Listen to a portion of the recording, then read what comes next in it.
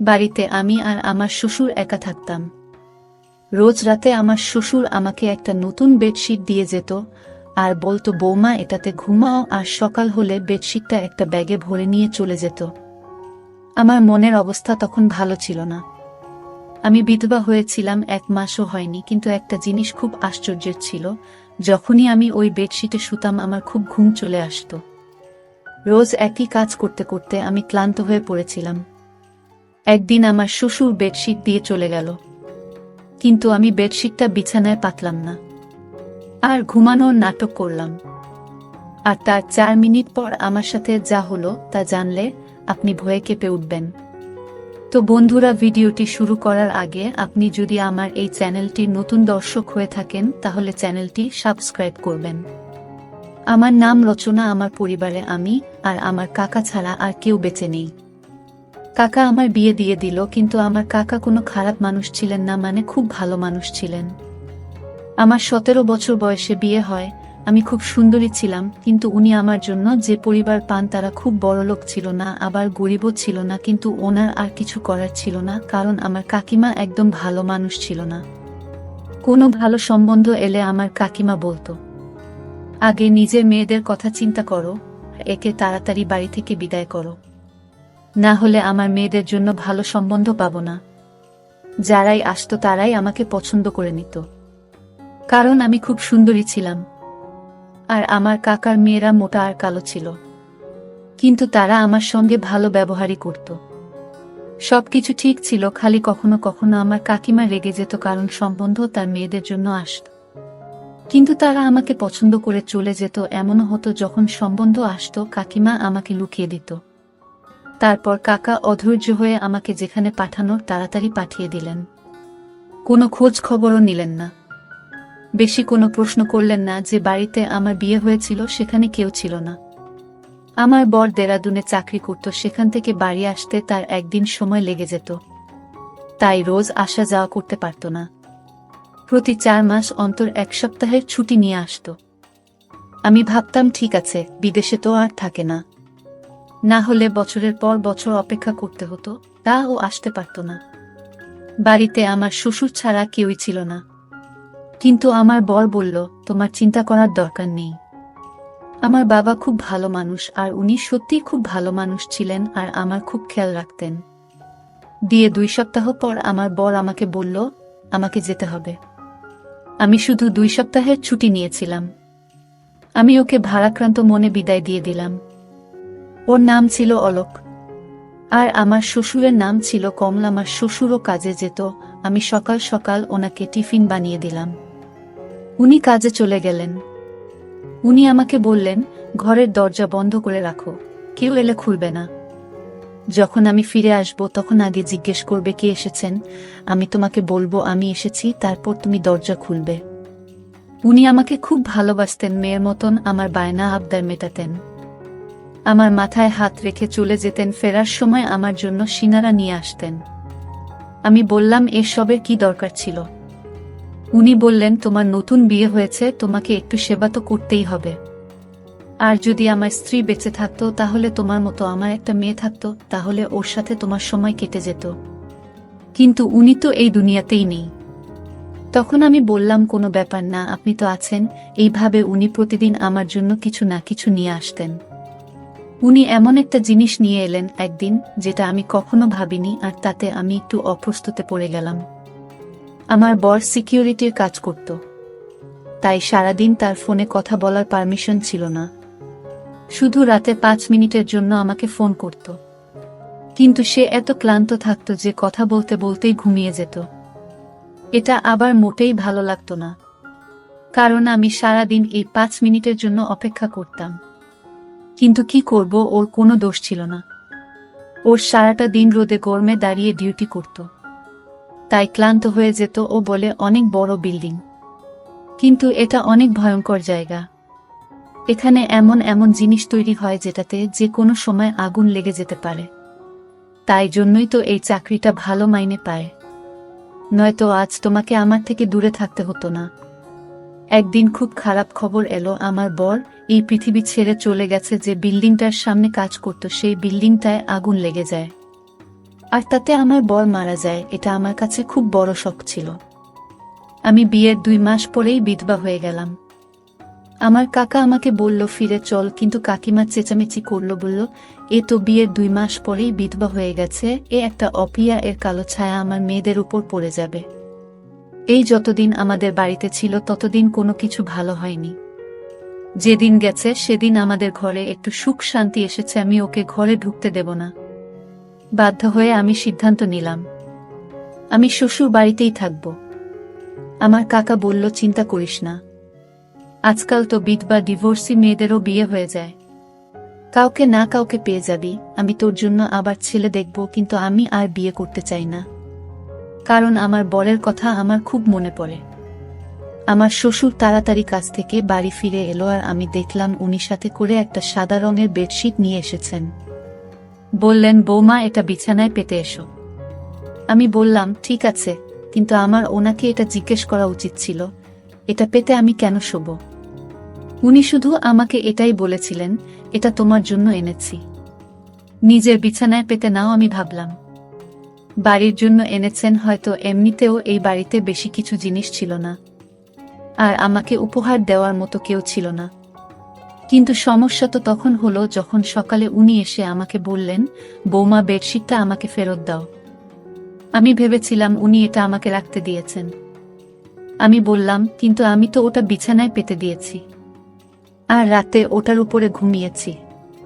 উনি বললেন কোন ব্যাপার না, ভালোই করেছ, রাতে ওটার উপর ঘুমিয়েছ, কিন্তু এখন আমাকে ওটা ফেরত দাও। আমি ওই বেডশিটটা বিছানা থেকে তুলে আমার শ্বশুরকে ফেরত দিলাম। উনি বেডশিটটা ব্যাগে ভরে নিয়ে চলে গেলেন। দেখে তো মনে হচ্ছিল ওটা নতুন আর খুব দামি মনে হচ্ছিল, তাই জন্য হয়তো ফেরত দিতে চলে গেলেন। আমিও বেশ কিছু প্রশ্ন না করে বেডশিটটা ফেরত দিলাম। আবার বরের কথা আমার খুব মনে পড়ত, কিন্তু আজকে রাতে আমি খুব ভালোভাবে ঘুমিয়েছি। কিন্তু আগে বেশ কিছুদিন শুয়ে আমি রাতে বিছানায় শুধু কাঁদতাম, কেঁদে কেঁদে পাগলের মতো হয়ে যেতাম। আমার মনে হতো সব কিছু মিথ্যে।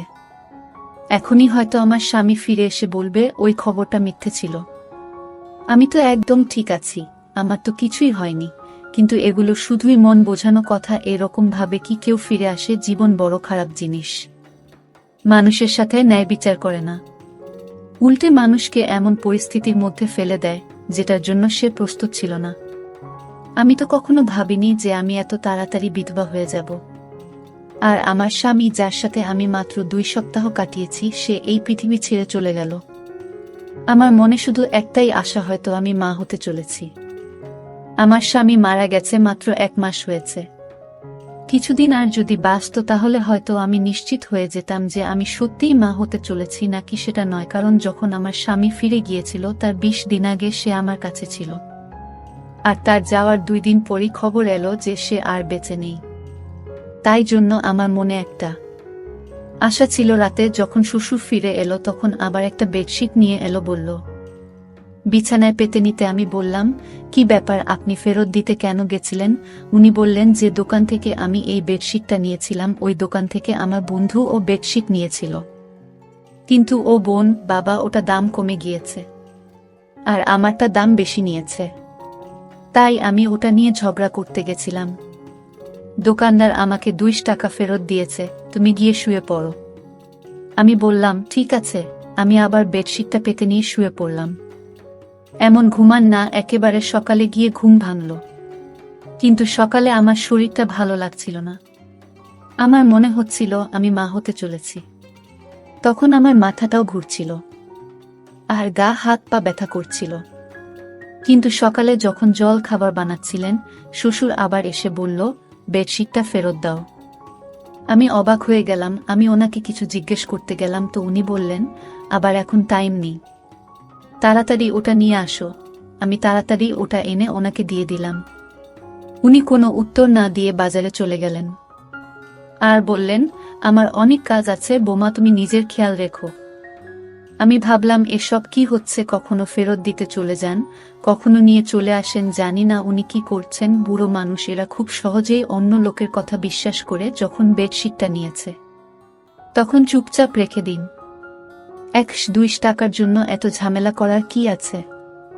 আজকাল তো 2 টাকায় একবার খাবারটাও হয় না। কিন্তু আমার শ্বশুরকে কে বোঝাবে? আমার শরীরটা পুরো দিন খারাপ হয়ে রইল। আমি মনে মনে খুশি হলাম যে আমি মা হতে চলেছি। আমি এই জন্য খুশি হয়েছিলাম যে আমার স্বামীর কিছু না কিছু চিহ্ন তো আমার কাছে থাকবে। আমি ভেবে নিয়েছিলাম যে যদি ছেলে হয় তাহলে আমি তার নাম আমার স্বামীর নামে রাখব। এই ভেবে অলোক আমার জীবনে আবার ফিরে আসবে। কেউ তো আমার নিজের হবে, না হলে তো আমার জীবনে নিজের বলে কেউ নেই। একমাত্র স্বামী ছিল সে, ও এই পৃথিবী ছেড়ে চলে গেল। আমার শ্বশুর তো রুটিন বানিয়ে ফেলেছিল। উনি রাতে আমাকে পেয়েছি দিতেন, আবার সকালে ফেরত চেয়ে নিতেন, আর আমি এমন ঘুমিয়ে পড়তাম যে আবার কোনো হুঁশ থাকতো না। আমি কোথাও শুনেছিলাম যে যখন মহিলারা হয় তখন তার খুব ঘুম পায়। তাই জন্য আমি অন্য কিছু না ভেবে এই সব নিয়েই বলেছিলাম। কিন্তু 1 সপ্তাহ পর আমার এই আশাটা ভেঙে গেল। আমার মন খুব খারাপ হলো। আমি গর্ভবতী ছিলাম না, আমার স্বামীর কোনো চিহ্ন আমার কাছে রইল না। আমার খুব বেশি আফসোস লাগছিল, খুব কাছে ছিলাম। শ্বশুরকে এসব কিছুই বলিনি, কিন্তু উনি জিজ্ঞেস করলেন কাঁদছো কেন?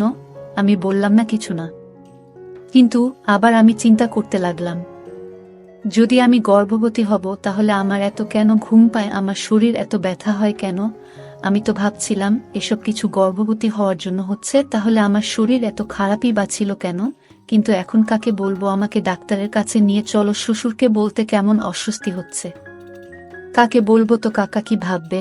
যদি আমার স্বামী বেঁচে থাকতো তো ওর সাথে চলে যেতাম। কিন্তু ধীরে ধীরে যন্ত্রণা বাড়তে লাগলো। রাতে খুব গভীরভাবে ঘুমিয়ে যেতাম, বুঝতে পারতাম না কখন ঘুমিয়েছি আর কখন জেগে আছি। আর এদিন এক দৃশ্য দেখে আমি তো অবাক হয়ে গেলাম। দেখলাম আমার শ্বশুর নিজেই বেডশিটটা ধরছে। আমি অবাক হলাম এটা ভেবে যে ইনি চাদরটা ধরছেন কেন? উনি কি মনে করেন যে আমি চাদরটা নোংরা করে ফেলেছি? তাই যদি মনে করে তাহলে আমাকে বললেই পারতেন, আমি নিজে ধুয়ে দিতাম। কিন্তু তিনি চাদরটা নিয়ে কি কাজ করছেন? এটা আমার ঘরে ছিল। আমি মনে করতাম আমার শ্বশুর ছেলের মৃত্যুতে হয়তো পাগল হয়ে গেছেন, অদ্ভুত অদ্ভুত কাজকর্ম করছেন। একটা চাদর গিয়ে বারবার খেয়ে ধরে রাতে বলে পেতে নাও, সকালে বলে ফেরত দাও। এই ধরনের আচরণ তো কোনো নর্মাল মানুষ করবে না। কিন্তু আমি কিছু বলতাম না, কারণ আমার থেকে বেশি ক্ষতি ওনার হয়েছিল। ওনার বুড়ো বয়সের লাঠি হারিয়ে গেছিল। আমার স্বামীর মৃতদেহটাও আমরা পাইনি। শুধু আমাদের এটুকু বলে দেওয়া হয়েছিল যে সে এই পৃথিবী ছেড়ে চলে গেছে। কারণ বিল্ডিং এ আগুন লেগেছিল, তাই বেশিরভাগ লোকের মৃতদেহ পাওয়া যায়নি শেষবারের মতো। আমার শ্বশুর ছেলেকে প্রাণ ভরে দেখে ও নিয়ে আর আমিও দেখিনি। তাই জন্য হয়তো আমাদের মনে অনেক দুঃখ জমেছিল, আর সেই দুঃখটাকে বার করার জন্য উল্টো একটা কাজকর্ম করছিলেন। আমি এই বিষয়টায় বেশি গুরুত্ব দিলাম না, আর আমার শরীর আরো বেশি খারাপ হতে লাগলো। আমি আমার শরীর নিয়ে খুব বেশি অসুবিধায় পড়লাম। এখন তো আমি ঘরের কাজ করব ঠিক করে করতে পারছিলাম না। আমার খালি বমি হতো। একদিন আমার শ্বশুর বাড়ি ছিল না, তখন একজন প্রতিবেশী আমার বাড়িতে এলো। আমি তাকে সবকিছু বললাম। সব শুনে সে বলল, তোমার শরীর তো খুব খারাপ মনে হচ্ছে, এরকম ভাবে চললে হবে না। বাড়িতে শুধু যদি শ্বশুর থাকে তাহলে ওনাকে বলবেন না তো কাকে বলবে? এতে লজ্জা পাওয়ার কি আছে? লজ্জা পেতে গিয়ে মরে যাবে নাকি? চলো তুমি আমার সঙ্গে। সে আমাকে হাসপাতালে নিয়ে গেল। ডাক্তার আমাকে চেক করে বলল আমি মা হতে চলেছি। শুনে তো আমি থমকে গেলাম। আমি বললাম, ডাক্তারবাবু এটা কি করে সম্ভব? আমার স্বামী তো মারা গেছে। উনি আমাকে কোনো তারিখের ব্যাপারে জানতে চাইলেন। আমি ওনাকে সবকিছু বললাম। আমি ওনাকে বললাম, হ্যাঁ আমারও আগে মনে হতো এমনটা, কিন্তু সেটাও তো প্রায় 1 মাস হয়ে গেছে। আমার স্বামী 2 মাস আগে আমাদের ছেড়ে চলে গেছে। কিন্তু ডাক্তার বলল কখনো কখনো এরকমটাও হয়, হয়তো আপনার সাথেও এমনটাই হয়েছে। মহিলার শরীরে কোনো লক্ষণ দেখা দেয় না, কিন্তু তবুও সে গর্ভবতী হয়। আমি তো কিছুই বুঝতে পারছিলাম না। তারপর ডাক্তার আমাকে বলল, তুমি কারোর সাথে কোনো নোংরা কাজ করনি তো? আমি বললাম, সৃষ্টিকর্তার দিদি আমি এমন কোনো কাজ করিনি। আমি তো আমার স্বামীকে খুব ভালোবাসতাম। আর আমি ওনাকে বললাম, আমাদের বাড়িতে তো আমার বউ শ্বশুর ছাড়া আর কেউ থাকে না, আর আমি কোথাও যাওয়া আশাও করি না। ডাক্তার বলল, ঠিক আছে দেখো, কিছু মনে করো না। এসব ক্ষেত্রে এই ধরনের প্রশ্ন করা হয়। কিন্তু তুমি মা হতে চলেছ এটা একদম নিশ্চিত। এখন আমি এটা জানি না যে তুমি আমাকে মিথ্যা কথা বলছো নাকি তুমি তোমার তারিখটা বলতে ভুল করছো। আমি আবার হিসাব করতে শুরু করে দিলাম। কিন্তু আমার হিসাব মতো এই বাচ্চাটা আমার স্বামীর ছিল না। আমি ডাক্তারকে মিথ্যা বলে দিলাম, কারণ ডাক্তার হয়তো আমার বদনাম করে দেবে। আমার সঙ্গে আমার পাড়ার মহিলা ছিল, সে বলেছিল সে প্রায় এই ডাক্তারের কাছে আসে, এখন তো সে বাইরে বসেছিল। কিন্তু না জানি যদি কালকে আমার ব্যাপারে কিছু জিজ্ঞেস করে নেয় তাহলে কি হবে। আমি বললাম, আপনি ঠিক বলেছেন, আমি তারিখ গুনতে ভুল করেছি। ডাক্তার আমাকে কিছু ওষুধ লিখে দিলেন আর বললেন, আপনার শরীর একটু বেশি খারাপ অবস্থায় আছে, আপনার নিজের প্রতি অনেক যত্ন নিতে হবে। কিন্তু আমি এটা ভেবে পাচ্ছিলাম না যে বাচ্চাটা কার। যখন থেকে আমার স্বামী মারা গেছে তখন থেকে আমার সাথে এসব কি হচ্ছে। একটা অদ্ভুত ঘটনা আমার সাথে ঘটেছিল, যেটার সাথে আমার শ্বশুর জড়িত ছিল। এটা তো ছিল চাদরের ব্যাপারটা, আর একটা ছিল আমার অজ্ঞান হয়ে যাওয়ার মতো ঘুম পাওয়া। আমি তো খুব চিন্তিত থাকতাম, আমার মনে এতগুলো দুঃখ ভরেছিল, তবু আমি এত নিশ্চিন্তে কি করে ঘুমাতাম। মানুষের পরীক্ষা থাকলেও সে নিশ্চিন্তে ঘুমোতে পারে না। আমার তো জীবন সাথী এই জীবন থেকে চলে গেছিল, আর আমি এরকম নিশ্চিন্তে কি করে ঘুমাতে পারি। কিছু না কিছু গড়বড় নিশ্চয়ই আছে, এটার খোঁজ এবার আমাকেই করতে হবে। এবার আমি ভেবে নিয়েছিলাম যে আমাকে কি করতে হবে, যেটা আমি করছি না, আর সেটা আমার করা উচিত ছিল না। অর্থাৎ একদিনের জন্য আমার রুটিনটা বদলাতে হবে। আর আমার রুটিনটা বদলে ফেললাম, আমি রাতের খাবার খেলাম না। কি জানি, হয়তো আমার খাবারের সঙ্গে কিছু মিশিয়ে দেওয়া হচ্ছে। আমি এটা ভেবে পাচ্ছিলাম না এসব করবে। আমার শ্বশুর আমাকে আবার ওই একই বেডশিট এনে দিল। এখন তো বেডশিটটা অনেক পুরনো হয়ে গিয়েছিল, তাও আমার শ্বশুর ওটাকে এমনভাবে ব্যাগে ভরে আনতো যেন নতুন। জানি না ওটাকে নিজের সাথে নিয়েই ঘুরে কেন। আমি বললাম, ঠিক আছে, আমি ওটা পেতে শুয়ে পড়ব। কিন্তু আজ আমি বেডশিটটা না পেতেই বিছানায় শুয়ে পড়লাম। কিন্তু আমি আশ্চর্য হলাম, আজ আমার ঘুম আসছিল না। আমি বুঝতে পারছিলাম না তাহলে কি আমার ঘুমের সাথে এই বেডশিটের কোনো সম্পর্ক ছিল। এসব কি হচ্ছিল আমার সাথে? আমার তো মোটে ঘুম আসছিল না। দেখতে দেখতে রাত একটা বেজে গেল, বাইরে কোনো আওয়াজ নেই। কিছুক্ষণ পর একটা আওয়াজ এলো। আমি ভাবলাম হয়তো শ্বশুর জল খেতে বা বাথরুমে যাওয়ার জন্য উঠেছেন। কিন্তু কেউ যেন আমার ঘরের দিকেই আসছিল, আর ঘরের ভিতর ঢুকে পড়ল। ঘরের লাইট বন্ধ ছিল। আমি জোরে জোরে নিঃশ্বাস নিয়ে ঘুমানোর অ্যাক্টিং করছিলাম, কারণ আমি দেখতে চাই এটাকে। এমনিতে আমার খুব ভয় করছিল, আমার ঘরে তার কি কাজ ছিল। কিন্তু কিছুক্ষণ পর যখন সেই ব্যক্তি আমার পাশে এসে শুয়ে পড়ল আর আমাকে জড়িয়ে ধরল, তখন আমি চিৎকার চেঁচামেচি করতে শুরু করে দিলাম। তারপর লাইট জ্বেলে দেখতেই আমি চমকে গেলাম, কারণ সেই ব্যক্তি অন্য কেউ নয়, বরং আমার শ্বশুর ছিল। ওই চাদরটার দিকে দেখলেন আর রেগে গিয়ে আমাকে বলেন, আজকে চাদরটা পাতনি কেন? আমি আরো চমকে গেলাম, কিভাবে কথা বলছে আমার শ্বশুর আমার সাথে। আমি চিৎকার করছিলাম। উনি বললেন, নোংরা মহিলা একটা, চেঁচাচ্ছিস কেন? আমি পুরোপুরি ঘাবড়ে গেছিলাম। আমি বললাম, আপনি এসব কি করছেন? আমার শ্বশুর ঘাবড়ে গেল। আমি আরো জোরে জোরে চিৎকার করা শুরু করে দিলাম।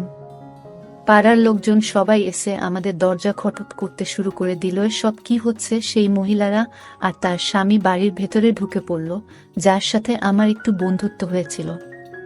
আমি ওদের চিৎকার করে শুধু এটুকু বললাম, পুলিশকে ডাকো, ইনি আমার ইজ্জতের উপর হামলা করেছেন। ওরা তো হকচকিয়ে গেল। সারা পাড়ার লোক জড়ো হয়ে গিয়েছিল। পাড়ার লোকেরা সবসময় বিরক্ত থাকত। তারা চোর বা এই ধরনের অপরাধী পেলে তাকে মেরে মেরে তার উপর সব রাগ উগরে দিত। আমার শ্বশুরকেও ওরা ঘিরে ফেলেছিল। তারা বলেছিল, এই পাড়ায় সবাই ভদ্রলোক থাকে, আপনি আপনার বৌমার সাথে এসব কি করছেন? তাছাড়া আমি ওই মহিলাকে আগেই বলেছিলাম আমি মা হতে চলেছি, আর আমি জানি না এই বাচ্চাটাকে। আর আমার শ্বশুর এবার মুখ খুললেন। উনি বললেন, উনি চাদরে ঘুমের ওষুধ মিশিয়ে নিয়ে আসতেন। যখন ওষুধটা আমার নিঃশ্বাসে যেত তখন আমি অজ্ঞান হয়ে যেতাম। আর উনি রোজ আমার ইজ্জতের উপর হামলা করতেন। যবে থেকে আমার স্বামী মারা গেছে তবে থেকে উনি আমার সাথে এটা করছেন। আর এই বাচ্চাটা, উনার সবাই নিজের কানে হাত দিয়ে ছিছি করতে লাগলো। কেউ কেউ বলল, এই ব্যক্তিকে পাড়া থেকে বের করে দাও। কিন্তু আমি আওয়াজ উঠালাম, আমার কাকাকে ও ডাকলাম। আমি বললাম, আমি আত্মহত্যা করব। যদি এই ব্যক্তির শাস্তি না পায় যে কিনা আমার উপর হামলা করেছে, আমি তো এটা নিজে বাবা মনে করতাম। আমার কাকা বলল, এবার তোমার কাকিমা যাই বলুক, পুরো দুনিয়া তোমার বিপরীতে চলে গেলেও আমি তোমাকে আর কিছুতেই এখানে থাকতে দেব না। আমার শ্বশুরকে পুলিশ নিয়ে গেল, আমি আমার কাকার বাড়ি চলে গেলাম। কিন্তু আমি সবসময় টেনশনে থাকতাম, এটা আমার কি হয়ে গেল? আমি তো জীবনে কোনো অসৎ কাজ করিনি, কিন্তু আমার ভাগ্য কেন এরকম হলো? এখন আমার পেটের বাচ্চাটা আমার কাছে নিজের উপর অভিশাপ বলে মনে হচ্ছিল। এখন আমি এই বাচ্চার কি পরিচয় দেব? এই বাচ্চার পরিচয় দেওয়ার মতো কিছুই আমার কাছে রইল না। কিন্তু আমার বিবেক সব সময় আমাকে